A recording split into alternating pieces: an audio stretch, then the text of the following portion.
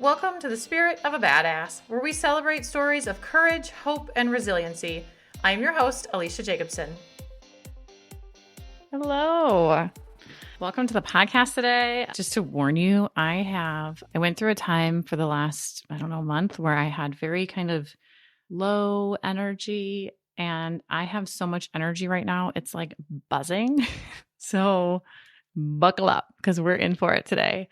Before we get started, I want to give a shout out, a thank you, to show my appreciation. We won the Spirit of a Badass podcast, won Best of Madison, the bronze, and I'm so thankful for you. So thank you for voting. Thank you for listening. If you didn't listen, we wouldn't be doing this.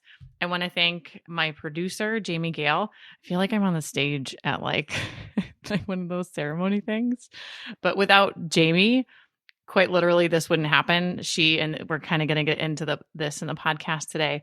But Jamie is a person in my life that she's kind of like the guardrails, like bumper bowling or something like that, where she keeps me focused in the direction and she cleans up and edits and makes everything beautiful so that when you listen, you don't hear my dog barking or me blanking on words as I do things like that. She makes it nice and beautiful and a pretty package for you. So I just thank you so much. That was a real special honor to receive that. So thank you for taking the time to vote. Thank you for listening. And I'm really appreciative of this special thing that happened. So thank you for that. Also, I want to invite you to the Women's Circle. Like I've said before, if you are here, you would love my programs because it is like the podcast on steroids, because you actually get the sort of one-on-one or the sort of container of the coaching, and you get to bring whatever it is that you have happening in your life into this container and you get to work through it. I was in a group today, and a lot of the things that they were talking about was not having the time and space, kind of talk about a cloudy mind and feeling so overwhelmed. And this is exactly what we do in the circle, because we all have very busy lives, too busy, meaning you have too many things on your plate that are causing you overwhelm. They're causing you stress, and you don't know what the hell to do about it, because it's like, well, there's nothing I can do about it. But there actually is. There are ways that we come together, and just by even talking about what you're experiencing, the stress and the overwhelm immediately releases, because you are being seen in a community, and you can also see like, oh, I'm not the only one. I'm not on my own here. And that is something that as we go through our day, we don't get that opportunity to share. So this is dedicated time 3 times a month that you get to join this group of women who are very different and also very similar. Like, it's shocking how similar the experiences are. And that's another thing we're going to get into today, because today's topic came from my women's circle and what we were experiencing, what they were experiencing. So I just want to invite you. It starts October 1st. If you're feeling just so much stress, if you're feeling like you don't have an avenue to even explore, how do I start living differently? If you don't have people to talk through things, not just a bitch. This is definitely not just a bitch session. This is, we actually get shit done. And you come, you get to leave it there, you get to problem solve, and then you get to go back out into your life and live so much better, live so much clearer, live so much less stressed and overwhelmed. You have taken a little bit of time, and truly, it's only a little bit of time, and you have figured the shit out. So I invite you. We start October 1st. I have a connection call with everyone before we get started, just sort of vet you. I'm guessing if you're listening that you're already vetted, but I just want to make sure that we have a cohesive circle of women that are supported. Everything there is confidential. You'll know today that I'm telling a story about the circle. I did ask permission from the women that I met with. Hey, would it be okay? But you'll also notice I'm not saying anything where you'd be like, hey, I know who that is, because you can't show up and be who you are truly and feel so safe to do that if there's not that level of confidentiality. So everything is like Vegas. Everything that happens in the circle stays inside the circle. That way you can actually drop the shit there, get shit done, and then go out and live just a really beautiful life. Everything is in the show notes. Otherwise, on my website, aleciajacobson.com, and you can find all the information there. But let's get into the topic today. And like I said, this came from the women's circle. The women's circle that I have now, we start off each session talking about just what's happening in our lives right now. This group of women, we've been together for a long time, so they know each other pretty intimately. And so that's what we start out with. What we discovered in this call was there was a common theme of how do you be uncomfortable? And this is something that I've talked about here before. If you remember when I had Katie on the podcast, we talked about getting comfortable, being uncomfortable. And that's something that I work with my clients with all the time. That was something that she was a coaching client of mine, and she was sharing how that was really powerful for her to have this realization of, oh, I'm going to be uncomfortable. And the sooner I can accept that and just move on with my life, the better I will be. There is this kind of assumption, and I don't know where the hell it comes from, because it doesn't make sense to me that we should just be comfortable. And if you're comfortable, you're not really growing. And the idea that you wouldn't be uncomfortable while growing or doing something new or different is kind of just wild to me. I mean, if you think of our kids, anything they do new, they get a little nervous.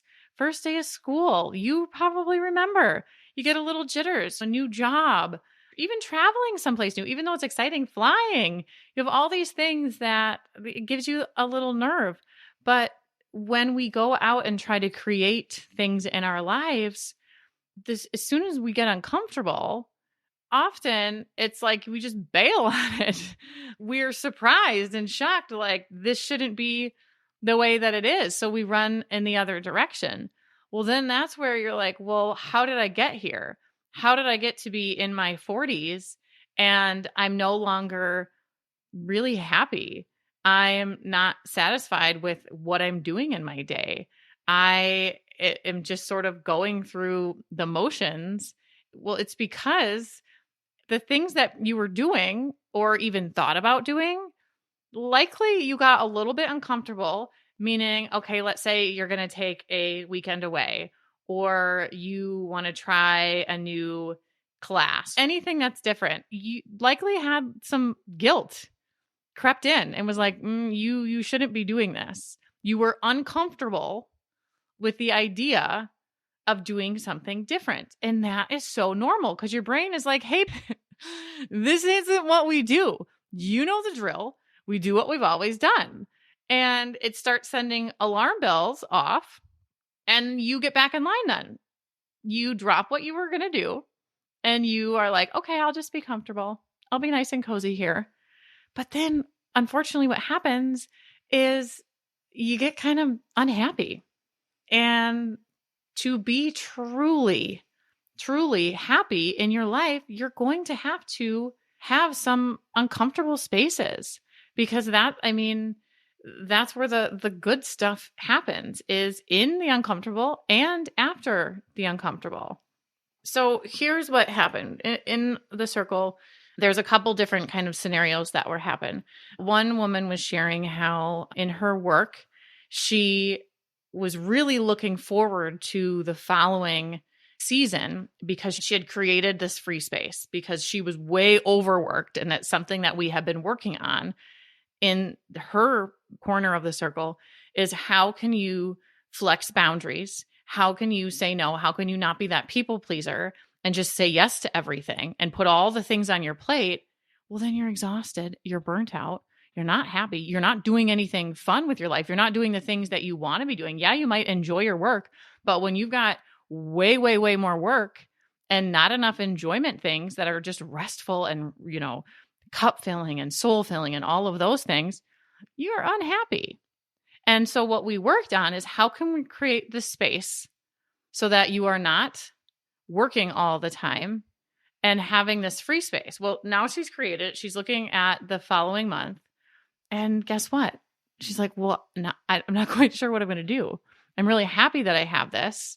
I'm happy that I can see there's like a horizon, a light at the end of the tunnel. But then she's a little nervous thinking, what will I do with this time?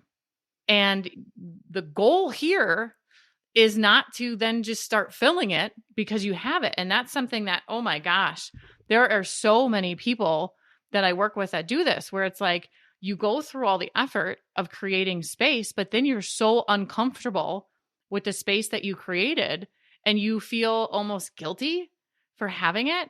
And somebody says, hey, can you do whatever? And you're like, oh, look, I have this time. Yes. Well, then guess what? 3 months later, you no longer have that time.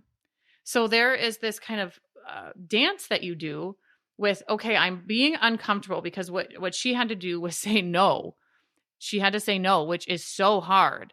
It is so hard if it's not something that you have practiced, if it's not something that you've ever really done, is put up that no and just say, I can't do this.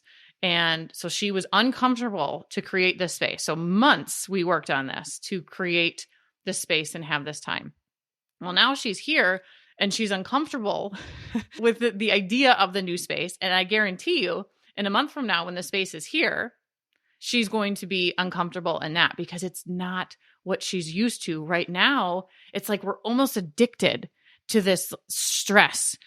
We get so used to being in this cycle of burnout and stress and doing, producing, that when we do have time, it's so foreign. We don't know what to do with it.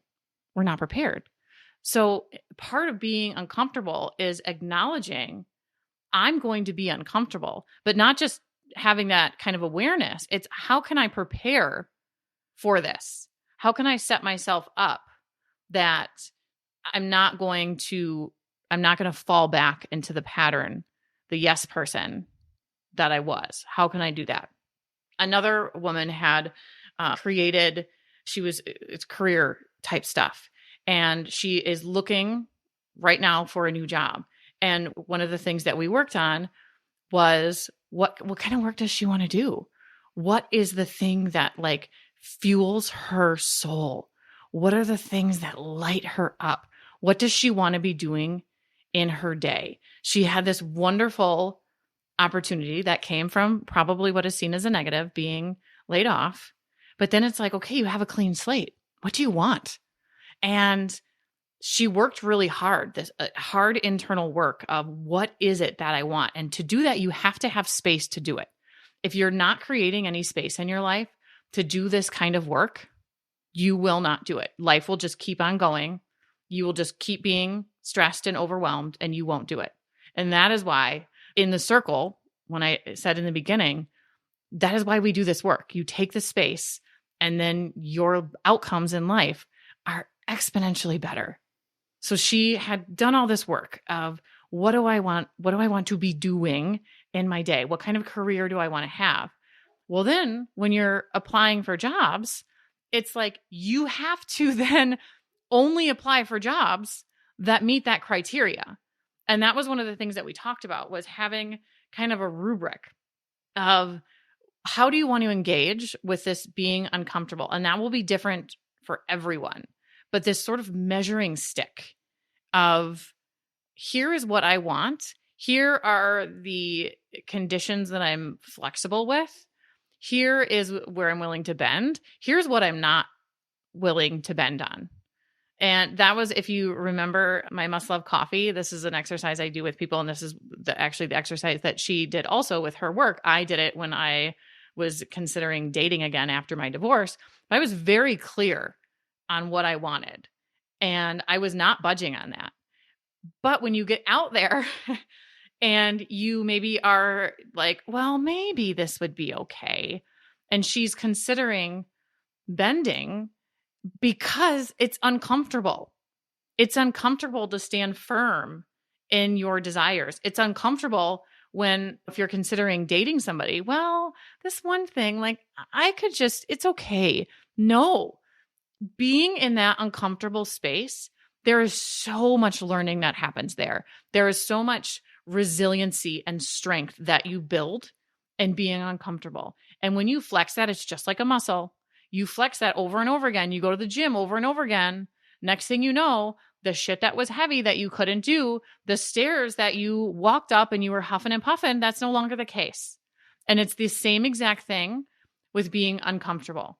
You start to recognize it. Your brain is no longer setting off those alarm bells that I'm uncomfortable. But she did all the work leading up to it, all the work of figuring out what is it that I really, really desire. And now she's having to put it in place. And that is, again, it is uncomfortable. It is so uncomfortable to have to stand in that and be there. But that's what you wanted. That's what you worked for. That was like your North Star. So knowing that not only is it going to be, it's kind of just all uncomfortable. It doesn't feel good necessarily. But once you put in that effort, once you be there and you learn the lessons and you do the things, the feeling, that anxiety producing feeling that it gives you, that panicky feeling, that diminishes. And you get to bask in what you've created. You get to work the job that you love because you didn't settle for something that was the easy choice. You went for what you actually wanted. You stayed in that uncomfortable space. And just having this knowing of it's going to be uncomfortable, having the expectation when you can expect it to happen, then you can make a plan for it. And in this case, it could be, what am I going to do? We talked about this rubric. What am I going to do when I start to feel panicky? What am I going to do when I have this time and somebody asks to take it from me? Because if you say yes to something, you're also saying no to something. You're saying no to yourself. You're saying no to the time you created. If you say yes to a job that doesn't align with you and won't be fulfilling, you're saying no. I mean, that list is long. That list is long. But we talked about making these habits sticky when you're uncomfortable and then you're trying not go back to old patterns. How do you make the new patterns, the new things that you're doing sticky? One of the things that you can do is have reminders of what is important to you, why you're doing this work. And that could be things around your house. It could be an alarm on your phone, just different ways to kind of bring up to the top why you're doing what you're doing. A lot of people like to journal. And in the morning, that could be something where it's like, okay, you kind of set your intention for the day. You bring focus to, oh, this used to be the way that I was. It would be real easy to do that again. It would be really easy to fall in old patterns. However, that's not me anymore. That is an old version of me. This is the new version. And the new version of me acts in this way, chooses these things. Another thing that they kind of settled on was, what are the core values? There's a reason you're uncomfortable. There's a reason you're striving for more. And what is the core value in that? A lot of people, it's like this connectedness. It could be play, that kind of playfulness. There's a lot of different things. There's the core values that it's a very long list. But when you're making decisions, if you can reflect back on that core value, that can be really helpful. Making sure that you're in alignment. When you're not in alignment, I feel like this is one of those words that's so overused, but when you're not in alignment with yourself, your body is physically uncomfortable. There is a reason that you'll be all angsty and you'll have it like a stomach ache, or you'll be fidgety, like you're out of alignment. And when you can make decisions from that core value, from that being in alignment, from what you are desiring, you will feel free. You will feel so much more settled. You will feel lighter. You might have to do like a core value worksheet. There's tons of them out there. Just Google them. But reflecting on what that is. Another thing is taking deliberate time. And this is, there's a reason they came up with this. When I'm listening to all of them speak, and I'm not sharing all of their stories, but when I'm listening to them, I'm like, wait a second.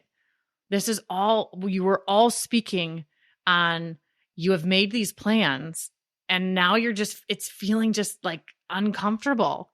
because you're doing the things. You are doing the new things and creating that space to have people to talk to. I've talked to you before. I have we call it like the goal getters. It's like a mastermind group. We meet every single month.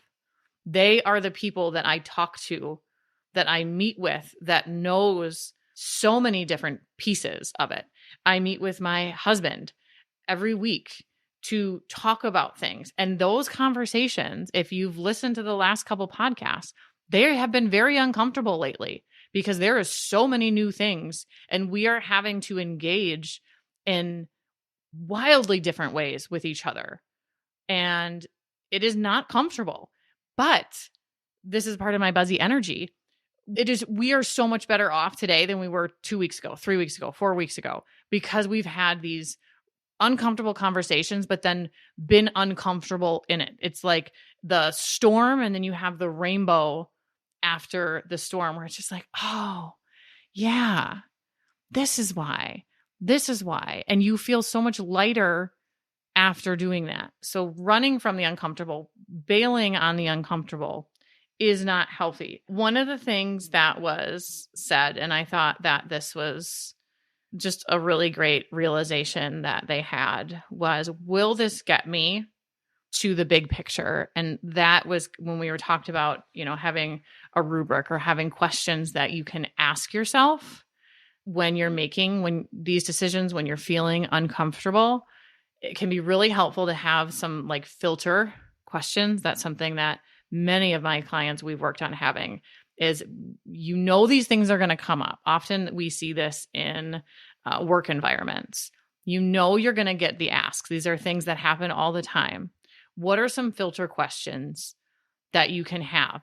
And if you are a people pleaser, it's going to feel uncomfortable to go through this without just saying yes. But if your goal is create more space in my day, not have meetings back to back to back to back to back, not be saying yes to everything. If your goal is to have space, if your goal is to feel less overwhelmed, your goal is to feel less stress, having these filter questions can be really helpful. So when somebody brings something to you or you get the email or whatever it is, will this get me closer to my big picture? Insert whatever your big picture is. Then is the answer yes? Will it get me? Then yeah, go for it. If the answer is no, girl, you got some work to do there. Are you going to say no? Are you going to be uncomfortable and give the no? Or are you going to do the easy and give the yes and continue feeling stressed and overwhelmed? And then you're right where you are. But I thought that was just a really good question. And you can come up with your own questions depending on, what yours is. A big one when I'm working with people, health and fitness, it is uncomfortable to get your ass out of bed if you're not an early morning person. But if that is the time where you need to be moving your body, it is uncomfortable to just get out of bed when that alarm goes off.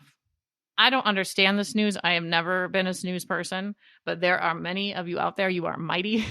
And are you going to do it? Because you are feeling achy. You're huffing and puffing up the stairs. You don't feel good. There is a reason you want to get up and out of bed in the morning and go exercise, because it helps with stress. It helps with all the things you're trying to fix. But the easy thing is hitting snooze. It's so easy. But if you just be uncomfortable, just for a second, I'm going to do it, then it's easy. I think Mel Robbins has like a 5-second rule. I think it might even be a book. I don't know. But just do it. And that's something you can notice. How long does the uncomfortable feeling last? Because I guarantee you it's going to pass. Once you're out of bed, once you're getting moving, you're not uncomfortable anymore. You might be uncomfortable once you get there and you got to exercise, but that's different. You're already there. And once you make that a habit, you don't even think about it anymore. You have to think about it. It's going to be uncomfortable. You're going to be uncomfortable, so you may as well get comfortable being uncomfortable, because eventually that's going to go away. You're going to feel just fine, and it's going to be a distant memory. So if you pay attention to how long does this uncomfortable feeling last, give yourself a timer. I'm just going to do it. I'm just going to do it. How long, when you give a no, if you're the people pleaser and you give a no to someone, how long after that does that uncomfortable feeling last? And one of the other things we talked about was setting a timer how long you had to think about something. Essentially the ruminating on giving the no or something like that. I have 1 hour before I have to give the answer, or 1 minute, or I'm going to do it at this by end of day. But that way you don't have that time, because the more you draw out that feeling of uncomfortable, well, of course you're not going to want to do it because you're just drawing it out. Let's just rip the Band-Aid off.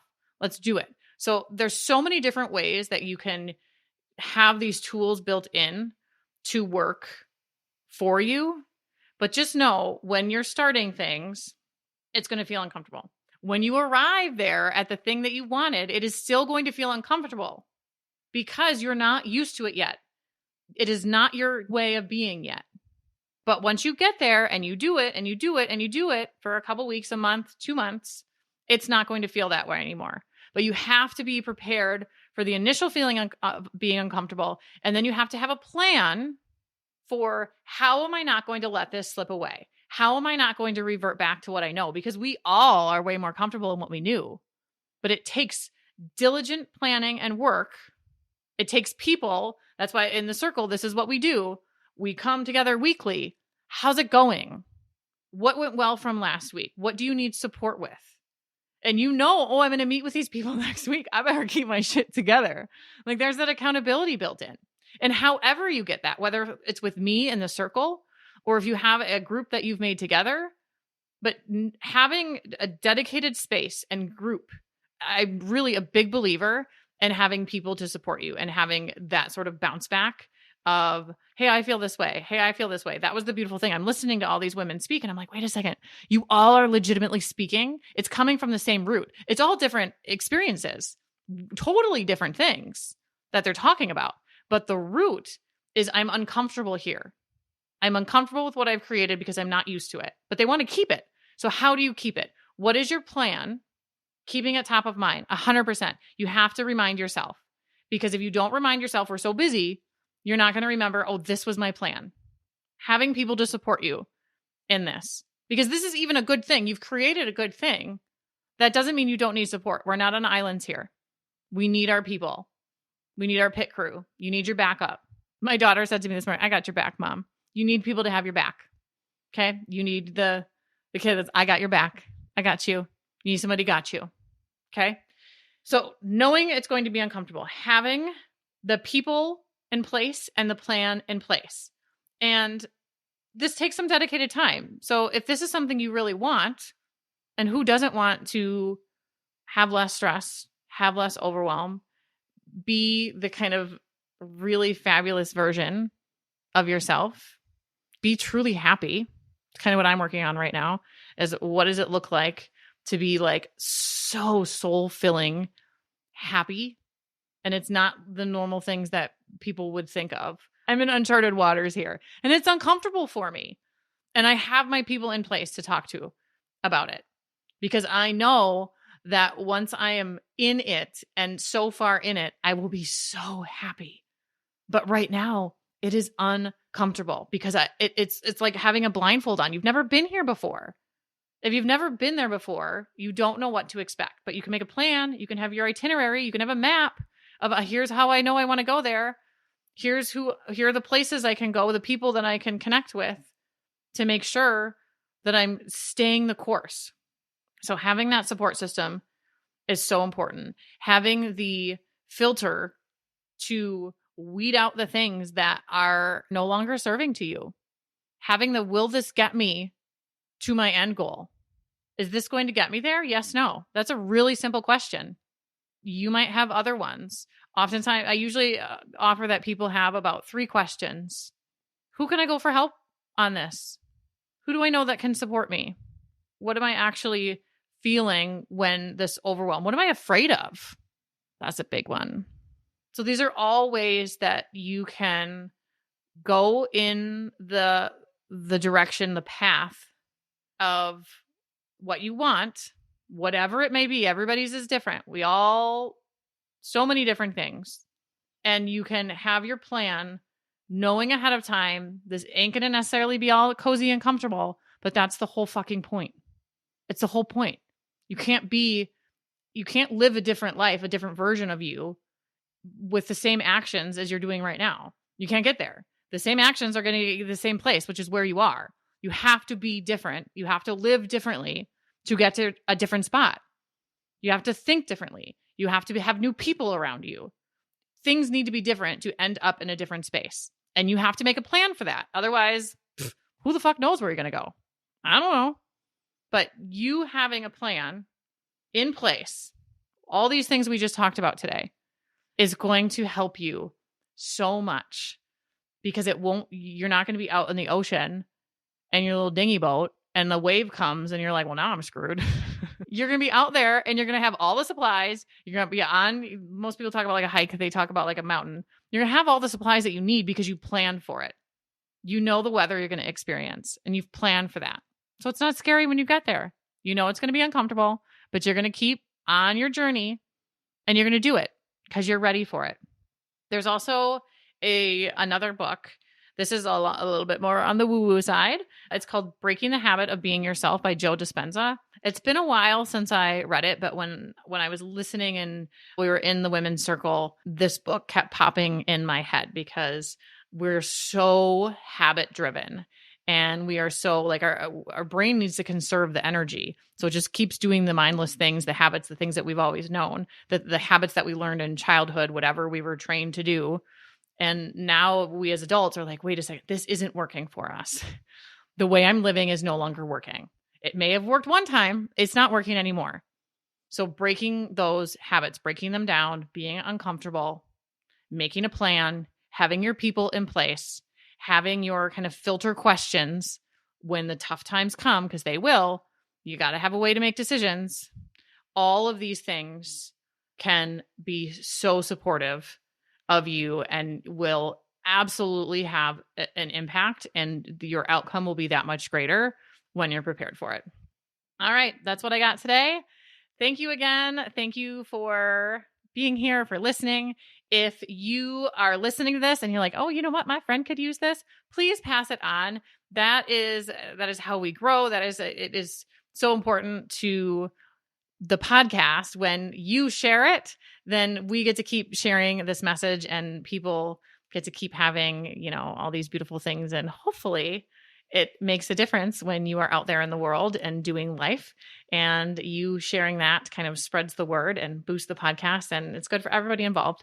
So thank you for sharing. As always, I love to connect with you. Feel free to send me a message. There's all the information in the show notes. So send me a message. I would love to connect with you, and we will talk to you next time. Spirit of a Badass is a Lit Path Studios podcast and is produced by Jamie Gale and Alecia Jacobson. Music by Shane Ivers. We'll be back with another inspiring interview. Until then, keep your spirits high and your energy badass.